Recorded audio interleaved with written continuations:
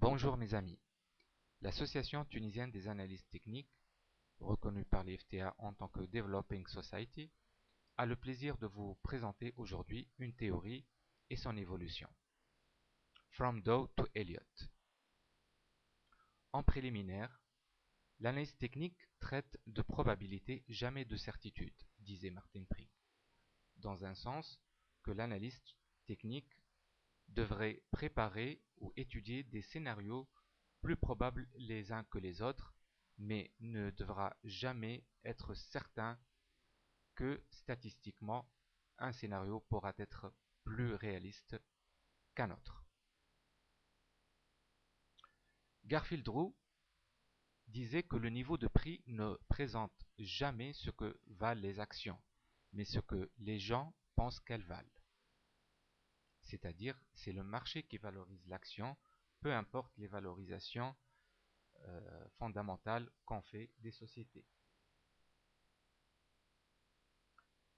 Enfin, Martin Pring présente l'analyse technique comme un art, celui d'identifier des retournements de tendance à un stade précoce et de jouer une tendance jusqu'à ce que la pondération des indices dont nous disposons nous montre qu'elle s'est retournée ou inversée.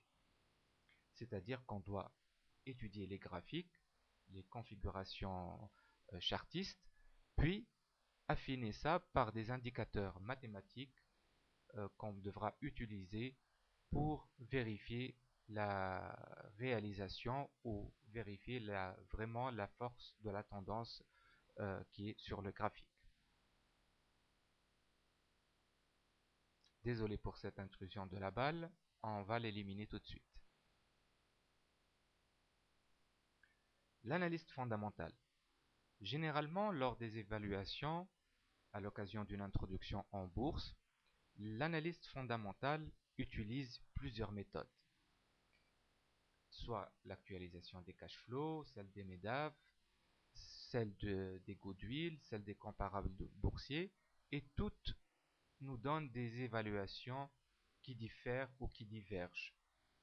Donc, selon l'analyste fondamentale, en général, on utilise une moyenne entre ces différentes méthodes pour valoriser une société.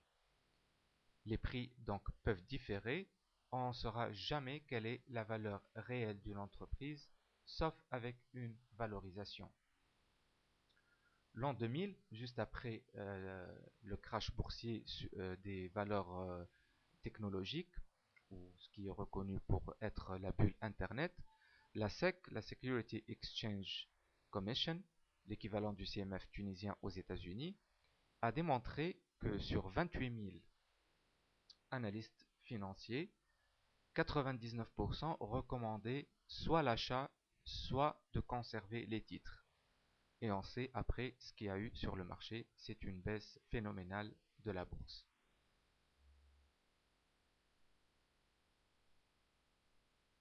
Notre plan de travail sera basé sur 3 étapes. Premièrement, la présentation de la théorie de Doe et ses règles fondamentaux. Ensuite, la théorie des vagues d'Elliott et l'application au marché tunisien. Encore cette balle qui s'invite chez nous, désolé pour l'intrusion. Présentation de Charles Doe. Il naquit en 1851 et mourut en 1902. Il est considéré comme l'un des pères fondateurs de l'analyse technique moderne. Après avoir été rédacteur en chef du Springfield Republican, il créa avec Edward Jones le célèbre Wall Street Journal. Souvent, on confond et on se rappelle de l'indice Dow Jones pour dire Monsieur Dow Jones, alors que l'indice a été élaboré par Messieurs Charles Doe et Monsieur Edward Jones. Charles Doe a développé une théorie qui a été publiée à travers une série d'articles dans le Wall Street Journal entre 1900 et 1902. Sa théorie cherche à déterminer la direction de la tendance primaire du marché, c'est-à-dire principale, et non pas sa durée ni son amplitude. Naissance de l'indice. Toute la théorie de Doe repose sur l'utilisation de moyennes. Charles Doe a pu constater que certaines valeurs avaient des comportements assez proches. Il a alors fait une moyenne qu'il actualisa chaque jour à la clôture afin de représenter la tendance, le sentiment et l'évolution générale du marché. Dow avait créé en ce moment précis les indices de marché.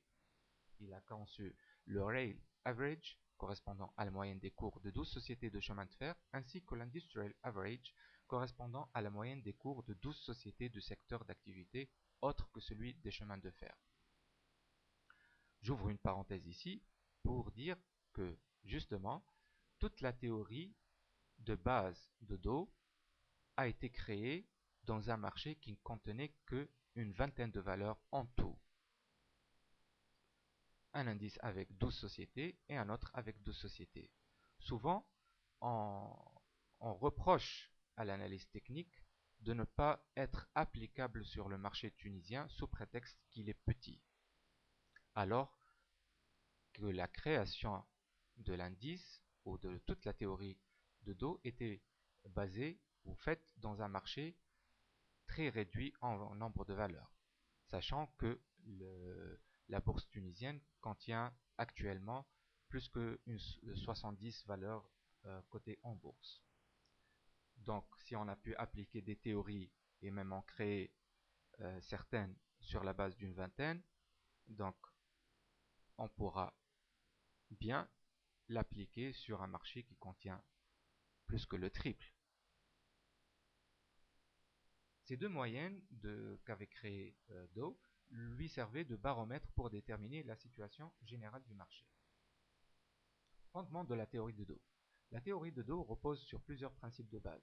Premièrement, le prix. Selon Dow, le cours d'une action ou d'un indice intègre tous les événements positifs et négatifs. Le cours reflète toutes les connaissances et informations des opérateurs sur le marché. Il représente la totalité des peurs, des attentes, des perspectives favorables et défavorables. Dès qu'une donnée inattendue intervient, le cours va s'ajuster sur le court terme. Mais la principale tendance, long et moyen terme, ne sera pas affectée. Et là, il rejoint l'école fondamentalistique, l'école fondamentale classique qui dit que toutes les informations sont contenues dans le cours. Deuxièmement, décomposition du marché en trois types de tendances. La tendance primaire ou principale, elle est soit haussière ou baissière bien entendu, d'une durée supérieure à un an. La tendance secondaire correspondant à une phase de correction de la tendance primaire. Elle dure entre 1 et 3 mois. Et enfin, la tendance tertiaire qui correspond à un mouvement de court terme contenu dans une tendance secondaire. Elle dure entre un jour et quelques semaines. Ici, vous voyez sur l'image qu'à l'image des poupées russes, justement, ces trois types de tendances se situent l'une dans l'autre. La tendance primaire en violet est composée de plusieurs tendances secondaires en vert qui sont elles-mêmes composées de plusieurs tendances tertiaires, généralement dans l'autre sens de la tendance principale, donc baissière dans ce cas-là. La confirmation des moyennes. Les moyennes selon Dow. Selon Dow, analyser une action ou un seul indice n'est pas suffisant pour se faire une analyse complète. C'est pourquoi il compare toujours les deux indices qu'il avait déjà créés, à savoir le Rail et l'Industrial Average, pour valider la direction de sa tendance. Nous concernant, nous pouvons très bien observer le Thun Index et le Thun Index 20, ou encore l'indice BVMT pour valider nos analyses. Remarquez ici que pour la première courbe de Rail Average, la tendance elle est haussière. Il y a succession de plus haut et de plus bas, de plus en plus haut. Ici, il y a eu une confirmation, la tendance s'est donc bien renversée. Par contre, sur l'Industrial Average, elle s'est inversée un peu plus tôt. Alerte, le dernier plus bas franchi à la baisse, mais non confirmé par le Rail Average ici. La confirmation est venue plus tard sur le Rail Average. C'est pour ça qu'on voit ici une baisse prononcée et sur le Industrial Average avec un peu de retard aussi. Ça a suivi car toute la théorie de Dow repose sur un sentiment de marché. Le marché se suit. Les volumes selon Dow. Les volumes suivent la tendance. Voici les trois phases qu'il peut y avoir. Une phase d'accumulation. Les volumes sont faibles. Les premiers, initiés généralement, s'intéressent à une valeur. Les marchés sont pessimistes et les acheteurs sont peu nombreux. Là, on parle d'entrée des experts ou des initiés. Une phase d'augmentation de volume plus importante. Les volumes augmentent considérablement car les gérants de fonds arrivent en masse. Les entreprises renouent avec les bénéfices, le marché retrouve son optimisme. Généralement, les informations, les bonnes nouvelles se succèdent. Et enfin, une phase de distribution. Le marché est à son paroxysme, les particuliers ou les néophytes rentrent seulement sur celui-ci. Les premiers rentrants le quittent avec de beaux bénéfices, le marché est prêt à se retourner. Les volumes suivent la tendance principale. La progression d'une tendance est solide lorsque les volumes progressent quand la tendance se développe, à la hausse ou à la baisse. C'est une règle très importante dans la théorie de Dow et sur les marchés en général. Dans le cas d'un fort marché baissier, les volumes augmentent sur les mouvements de baisse. A l'inverse, dans un marché de hausse, les volumes sont en progression sur les hausses. Une divergence, comme vous le voyez ici dans le graphique, les volumes, ils étaient haussiers, comme la tendance, puis ils ont commencé à se rétracter, pourtant le marché continuait à augmenter.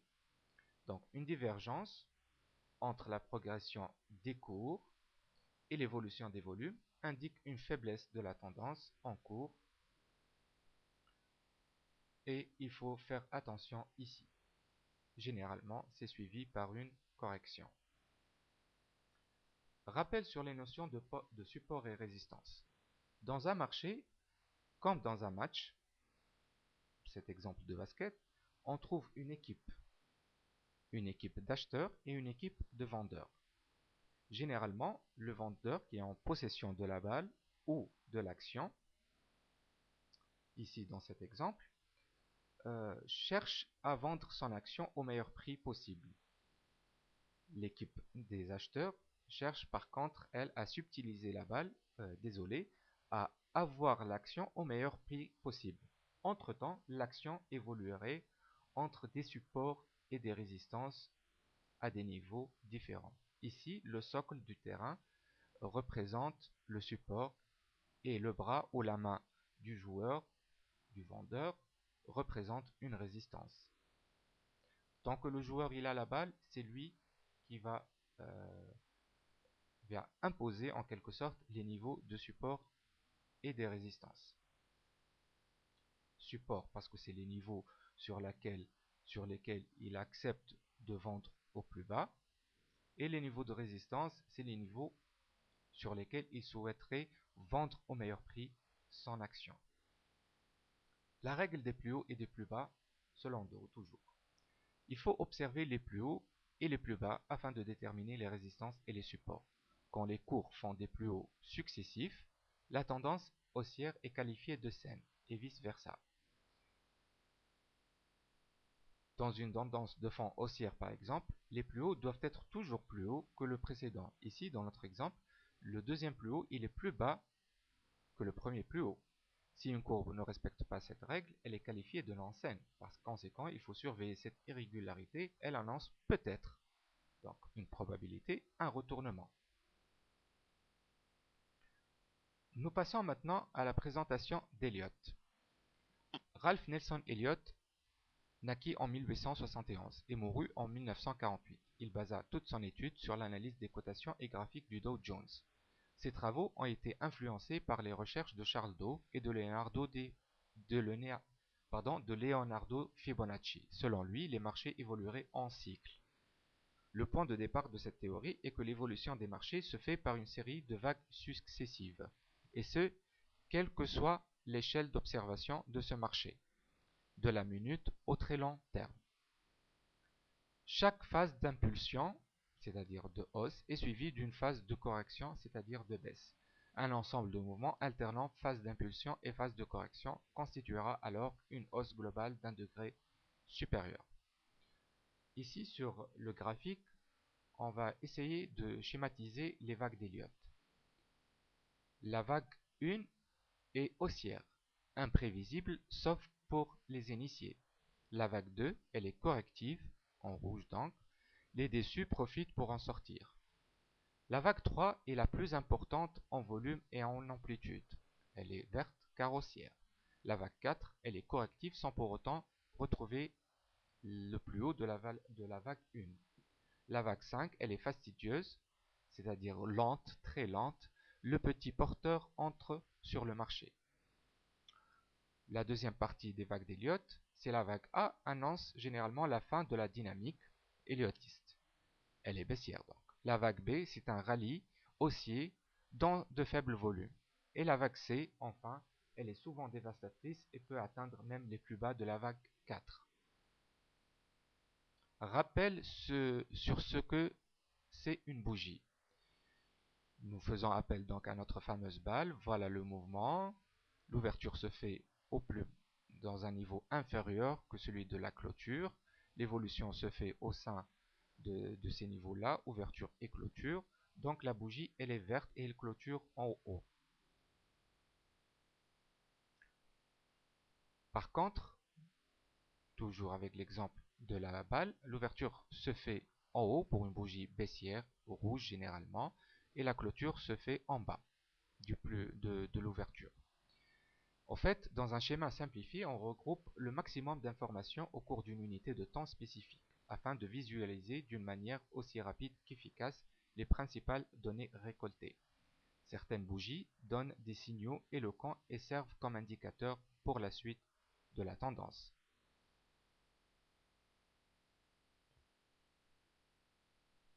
Application des supports résistance. Là, on a une courbe. On va essayer de l'observer et d'observer, comme a dit Do, les plus hauts et les plus bas afin de déterminer des résistances et des supports. La balle s'invite comme toujours. Voilà le mouvement dessiné par la balle. Comme des rebonds lors d'un match, voilà les supports et résistances qu'a tracé notre courbe ou notre balle. Ici, on évolue encore plus pour voir l'avancée des cours. Donc voilà la schématique d'une évolution. Voilà. Ici, là, on a cassé cette résistance avec un grand rallye haussier qui a trouvé une résistance. Puis, on a rebaissé pour tester un support une fois ici, remonter, un deuxième test du support, un deuxième test de la résistance, un troisième test du support et enfin un quatrième test du support avec des bougies importantes en amplitude. On a touché le support 4 fois et il n'a pas été cassé, ce qui signifie que ce support est très solide. Par contre, la résistance, elle a été touchée 2 fois. Donc, vu l'amplitude de cette hausse, elle risque, on peut supposer que très fort probablement, on va arriver quand même à cette fameuse résistance à 2707 points. Et là, on peut être sûr qu'à 90% disons, on va atteindre cette résistance. Mais la question qui se posera après, c'est va-t-on la casser ou juste la retester pour revenir une 5e fois sur le support? Il est plus probable, vu la solidité du support, donc de casser cette résistance. Donc, on va suivre l'avancement des cours. Juste entre parenthèses, voilà ce qu'on appelle une tendance en rectangle. Un premier rectangle dans lequel les cours ont évolué, puis un deuxième rectangle. Voilà où était la balle. Voilà la cassure avec un gap, c'est-à-dire un vide entre les cours. Par exemple, la clôture était ici à 2686. Après l'ouverture de la bougie suivante s'est fait un niveau supérieur à 2720 points. Ce qui fait entre 2720 et 2686 un vide, c'est-à-dire un gap. Et là, c'est l'importance de la cassure de la résistance avec un vide.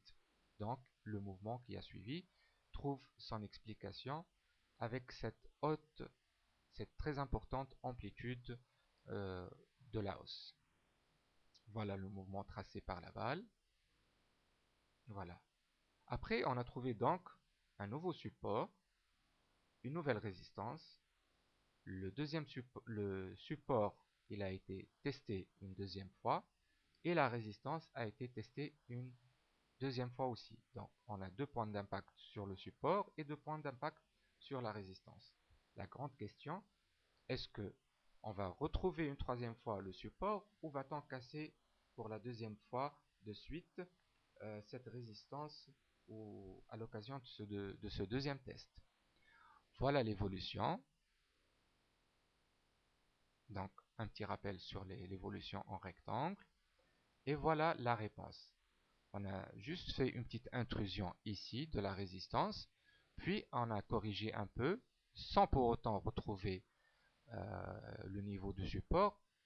Et une troisième fois, on a cassé la résistance pour avoir un mouvement beaucoup plus important, haussier ensuite, et tracer un nouveau plus haut sur cette courbe-là. Voilà où on était, les rectangles, et voilà l'évolution d'après. Juste après ça, on a eu ce qu'on appelle une figure de épaule, tête-épaule. Là, on pouvait anticiper, et c'est là tout le pouvoir de l'analyse technique, c'est l'anticipation, et en général sur un marché financier. Donc on pouvait anticiper un retour ici vers le niveau de la ligne de ce qu'on appelle de coût. Et donc si on la casse, la baisse sera dévastatrice, et au moins égale à la différence entre la tête et l'épaule.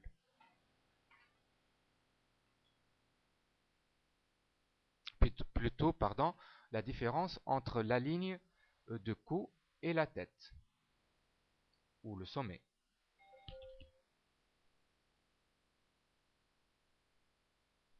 Excusez-moi pour cette intrusion non provoquée. Donc, on a remarqué après une grande bougie baissière pour ensuite la casser et voir même un petit gap qui se prépare ici, qui s'est invité ici. Si on avait tracé une moyenne mobile exponentielle de 50 jours, on aurait remarqué qu'elle faisait office d'un support évolutif. À chaque fois qu'on touchait cette moyenne mobile, on rebondissait de la meilleure façon qu'il soit. Ici, un faux test, un faux signal, pardon.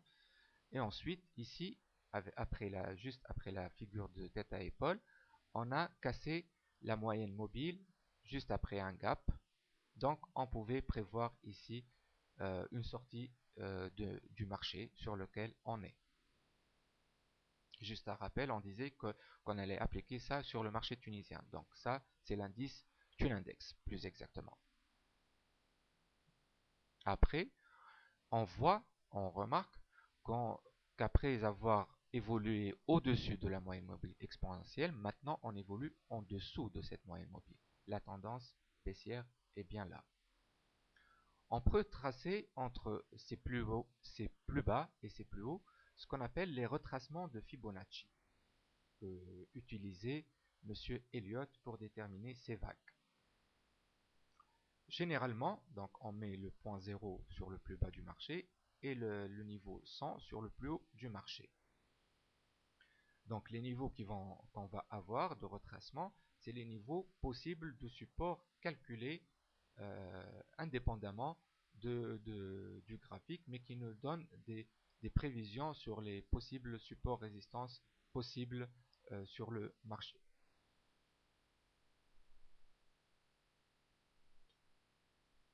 On peut prétendre qu'au moins on aura une correction de 50% de ce mouvement, car c'est le niveau de retracement le plus important, le plus sollicité sur les retracements Fibonacci. Et vu que l'amplitude de la hausse elle était importante, donc il est très fort probable qu'on arrive à ce niveau-là à peu près de 3000 points, alors qu'on était à 3400 points. Là, juste, je vous montre le premier gap étant un gap de cassure qui est intervenu sur un niveau de résistance. Là, il a été suivi par un gap de continuation, donc c'est des vides dans les courbes. Et après que la courbe est corrigée, on a vu ici une forte baisse, mais aussi une forte remontée à travers l'amplitude des bougies qui sont venues combler le vide. Car généralement, les gaps ou les vides dans un graphique doivent être comblés, un peu moins pour les gaps de cassure vu qu'ils ont changé toute la physionomie d'une courbe. Voilà l'évolution qu'on a eue après ce rebond sur le niveau de retracement Fibonacci de 50%. Voilà l'évolution qu'on a eue, c'est-à-dire une hausse très importante. Et juste avant le plus haut tracé ultérieurement, on a eu une configuration graphique appelée triangle. C'est-à-dire une évolution dans laquelle les cours se compriment, les résistances les plus hauts tracées, la résistance elle est tracée à travers les points les plus hauts qui sont de plus en plus bas, et contrairement, les plus bas sont de plus en plus hauts sur lesquels on trace un support, et ça nous donne un triangle. La compression de ces courbes nous rappelle l'exemple d'un ressort qui, une fois comprimé, une fois lâché, il va, entre guillemets, sauter ou se lancer d'un côté comme dans l'autre. Pour le cas du triangle, c'est pareil. Donc, on ne sait pas si la sortie du triangle va être soit par le haut, soit par le bas. Ici, on a remarqué une sortie par le haut. Donc, il fallait faire attention parce que la sortie vers le haut avait quand même pour résistance un ancien plus haut tracé ultérieurement. Justement, ce plus haut, ce niveau plus haut, donc la résistance, elle a été tracée par une grande bougie forte en amplitude et juste après, encore un gap, mais cette fois-ci plus petit. On appelle cette figure de triangle une figure de continuation. La hausse va s'accentuer. Voilà où était le triangle et le gap, voilà la hausse après. Voilà où était le triangle, le gap et la hausse vertigineuse qu'on avait ensuite. Et elle se confirme encore plus pour atteindre des sommets de 5000 à peu près 700 points, un peu moins, de 5, voilà, 5679 à peu près. Mais quand est-ce que ça sera la fin de cette tendance? Eh bien, on doit tracer une moyenne mobile exponentielle on doit la retracer plutôt, puisqu'on l'a appliquée tout à l'heure et elle a donné de bons signaux. Là aussi, on évolue toujours sur la moyenne mobile exponentielle qui est comme un support évolutif dans le temps. Remarquez bien qu'à chaque fois qu'on s'éloigne de la moyenne mobile exponentielle, comme une attraction terrestre ou une gravité, on doit revenir au moins la tester. À chaque fois qu'on s'éloigne encore plus, on revient à la moyenne mobile exponentielle. Une petite astuce, il ne faut jamais acheter très loin quand la courbe elle est très loin d'une moyenne mobile considérée pour notre étude ou notre graphique. Car tôt ou tard, elle va revenir à ce niveau-là. Et là, le test il est important. Si là, cassure il y a, donc on va baisser de plus belle. Si support il y a, donc on peut entrer mieux vaut tard que jamais. Qu'est-ce qui se passe après? Voilà qu'ici, à partir du plus haut du 1er octobre 2010, on avait retesté la moyenne mobile exponentielle 50 jours et même la dépassé. Là, c'était un signal très sérieux. Il faut dire qu'à cette époque-là, il y avait un article qui est sorti comme quoi, pour la loi de finances, on devait voter une loi qui imposait l'impôt jusque-là, euh, qui n'était pas sur le marché jusque-là, sur le marché financier tunisien, bien sûr.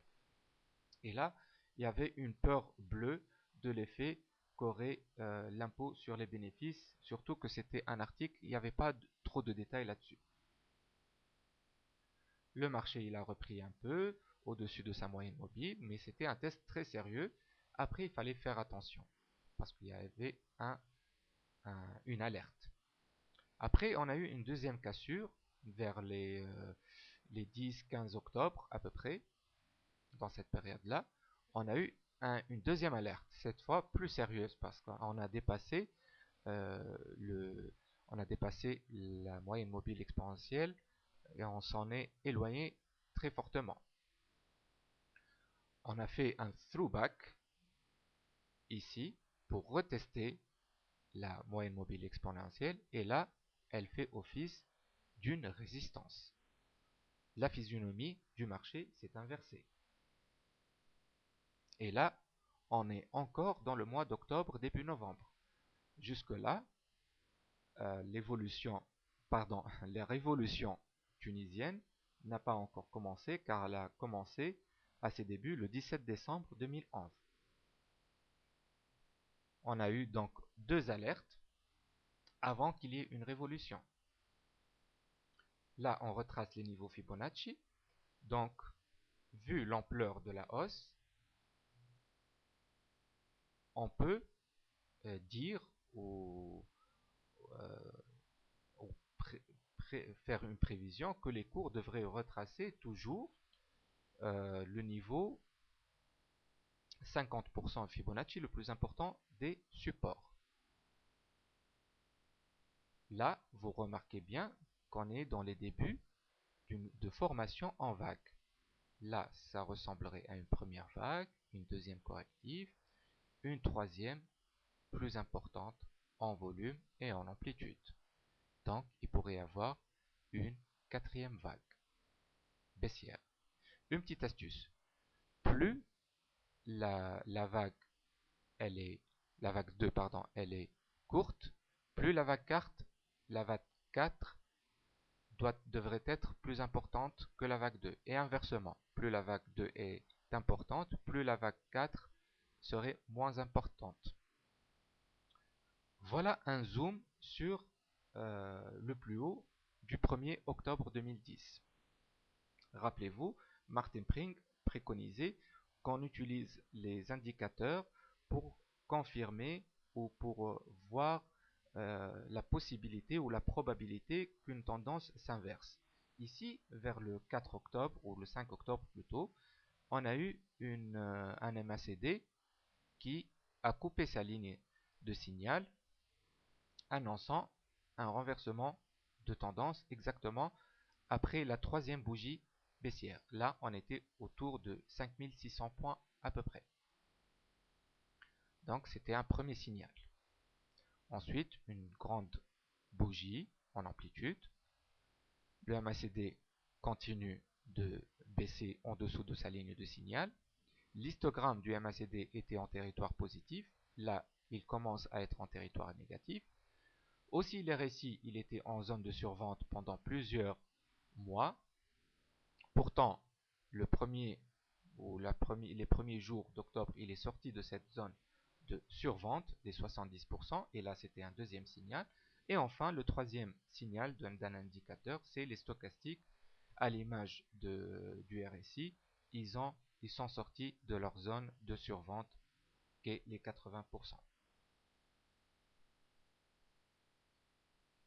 Voilà une vue d'ensemble donc sur le graphique. On a tracé des lignes de support qui correspondent exactement au même point d'impact de la courbe sur ces moyennes mobiles de 50 jours exponentielles toujours.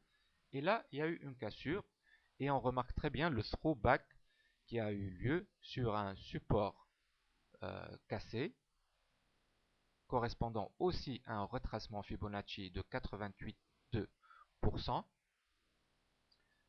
après la cassure de la moyenne mobile. Donc autant d'éléments qui signalent la baisse déjà ici fin octobre, début novembre, soit quelques semaines avant la révolution dévastatrice sur l'indice. Pardon. Voilà après ce qu'on a eu. Donc une quatrième vague baissière, comme je disais tout à l'heure, une cinquième vague haussière, et on a renoué avec la moyenne exponentielle 50 jours ici. On évolue au-dessus, et c'était très lent, contrairement à la vague 3. Donc c'était une vague très lente, donc fastidieuse. Voilà, si vous vous rappelez bien, du fameux triangle où il était. et des fameux rectangles du début de la tendance. Voilà donc la vague 5, elle a évolué au-delà des 4900 points, voire 5295 points si ma mémoire elle est bonne. Voilà donc les tracés, les droits de support principal et avec les moyennes mobiles exponentielles. On fait un zoom sur la dernière vague qui s'apparente à la dynamique héliotiste. Donc ici, on voit que le support il a été cassé juste après la cassure de la moyenne mobile exponentielle 50 jours. La cassure s'est étendue après à la cassure du retracement Fibonacci 76,4%. Donc, on pouvait prévoir au moins de visiter le niveau inférieur, soit les 4500 points, soit 10% de baisse encore. Voilà les vagues d'Elliott tracées sur notre indice TuneIndex. Vague 1, vague 2, vague 3, vague 4, vague 5. En résumé, voilà comment s'apparentent les vagues d'Elliott. Bien sûr aussi sur l'exemple de notre TuneIndex. Les vagues d'Elliott, vous vous rappelez bien, on a présenté aussi les vagues A et les vagues B et les vagues C. Pensez-vous que ça va être le cas pour le TuneIndex? On va voir. Donc, juste à titre de rappel, la vague 1, elle est haussière, la vague 2, elle est baissière, et notre ami la balle de basket s'invite toujours. Donc, on va voir. Donc, hausse, baisse, voilà le schéma tracé par notre ami la balle. Et voilà sur notre TuneIndex. Vous voyez bien le respect pratiquement à la lettre de cette dynamique héliotiste par notre marché très souvent jugé comme étant un marché manipulé, un marché non fiable, et pourtant il s'applique à la lettre à la fameuse théorie héliotiste. La vague d'Elliott, les vagues plutôt d'Elliott peuvent être schématisées ou en résumé en une seule bougie, où l'ouverture se fait à un niveau très bas, équivalent au plus bas du marché, avec une tendance haussière atteignant un plus haut très important, puis clôturant un peu plus bas que le plus haut. Donc, généralement, la bougie donc héliotiste, si je peux ainsi m'exprimer, est une bougie haussière, donc verte. La périodicité des vagues. Remarquez bien, la première vague, elle a duré 8 mois. La deuxième vague, pardon, elle a duré 3 mois. La troisième vague, 21 mois. La quatrième vague, 8 mois. La cinquième vague, 14 mois. Et l'ensemble des vagues A, B, C a duré 5 mois. À titre de rappel, qu'est-ce que c'est la suite numérique de Fibonacci sur lesquelles Elliott a basé toutes ses études? Si on prend comme départ 1. La théorie ou la suite numérique Fibonacci préconise qu'à chaque chiffre, on additionne le chiffre d'avant. C'est-à-dire, on va commencer la suite par 1. 1 plus 1, c'est égal à 2. Donc 2, c'est le deuxième chiffre de la suite Fibonacci. 2 plus le premier chiffre de la suite, c'est 3. Donc 3, c'est le troisième chiffre de la suite Fibonacci. 3 plus le chiffre d'avant, c'est-à-dire 2, le résultat qu'on a eu. Donc ça fait 5. 5, c'est donc 1, 2, 3. Quatrième chiffre de la suite Fibonacci. Donc 5 plus 3, le chiffre d'avant, c'est égal à 8. 8, et ainsi de suite, 13, 21. Vous voyez très bien que la périodicité, c'est les chiffres de la suite Fibonacci, sauf pour la cinquième vague. Et on va expliquer tout à l'heure pourquoi. Sur les niveaux de retracement Fibonacci, on remarque aussi le respect de cette théorie. À chaque fois qu'on atteint un niveau de retracement Fibonacci, il fait office d'une résistance Et l'effet inverse se produit par exemple à la vague 1. Dès qu'on l'a dépassé, il y a eu une forte hausse. Dès qu'on a dépassé ici ou atteint la vague, plutôt le retracement 11,8%, il y a eu un fort rebond. Et là, c'est le plus haut. Puis, on a corrigé jusqu'à la vague 5, jusqu'au niveau de retracement Fibonacci 50%, où on a eu un test de au moins 3 points. Puis, on a eu le rebond presque jusqu'à les niveaux de 88,2%. Selon la théorie d'alternance, on devait avoir ici une périodicité de 13 mois. Or ici, justement, après le 13e mois, on a eu une correction. On a eu une correction ici, c'était le 13e mois, et après une extension, ce qu'on appelle une extension de la vague 5. En général, Elliott prétend que la vague 5 peut présenter trois niveaux.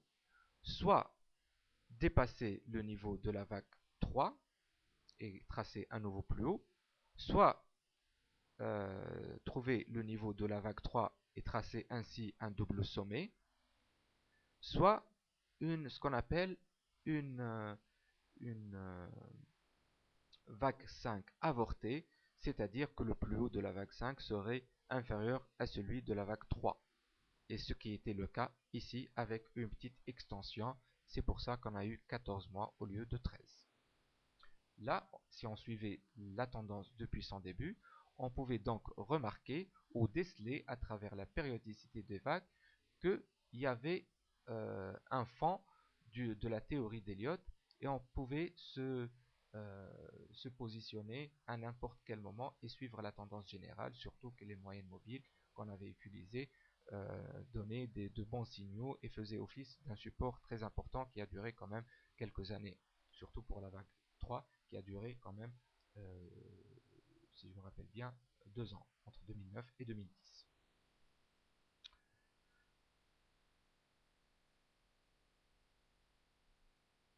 C'est facile de dire que d'interpréter un graphique après coup, mais je vous assure que on a déjà publié avec quelques mois de retard cette étude expliquée dans une revue qui s'appelle Finance et vous en février 2012, et la conclusion était que l'indice Tunindex pourrait réaliser une performance à partir du support 4088 points entre 23 à 38,5% dans une période comprise entre 2 et 5 ans. On en a déjà fait 15% en 9 mois. C'était là la conclusion. Les 23 et 38%, c'est à peu près les niveaux de retracement Fibonacci remarqués ou étudiés. Et la périodicité, c'était des multiples ou des nombres de la suite Fibonacci, donc comme je l'ai expliqué tout à l'heure. Avant de terminer, je voulais juste ajouter une chose. Il y a deux types d'intervenants sur le marché. Le premier, il est fondamentaliste. Je donnerai l'exemple de Monsieur Warren Buffett, la deuxième fortune la plus grande au monde, qui a investi toute sa fortune en bourse. Et généralement, il achète les valeurs sous-évaluées. Donc, par rapport à leur valeur ou l'ensemble, comme on a vu tout à l'heure, par rapport à l'ensemble de leurs valeurs fondamentales ou différentes méthodologies d'évaluation. Et donc, il a fait sa fortune en achetant au plus bas des marchés. Et c'est quelqu'un de conservateur, donc il conserve buy and hold, il conserve son action, donc elle a toutes les chances de suivre une tendance haussière puisqu'elle était, disons, pas au plus bas, mais dans ses zones les plus bas. Je citerai un autre intervenant sur le marché, un investisseur technique qui se base sur l'analyse technique. Edward Seykota était un trader qui a vécu dans les années 70 aux États-Unis. Il a fait en quelques années, en 10 ans exactement, il a ramassé, où il a fait un rendement de quelques 25 1000%. Je dis bien 25 000% en 10 ans. Donc c'est à vous de choisir le type d'investisseur que vous voulez bien être dans l'avenir. Enfin, on vous remercie encore une fois et on espère que vous allez adhérer à notre association. Je rappelle entre guillemets, c'est une association à but non lucratif. Donc on ne cherche pas à gagner de l'argent, on cherche à démocratiser, pardon, à faire connaître l'analyse technique. Suivez-nous aussi sur notre site www.atat.tn. Un remerciement pour notre balle. J'espère que vous serez toujours vers le haut. Merci et à très bientôt.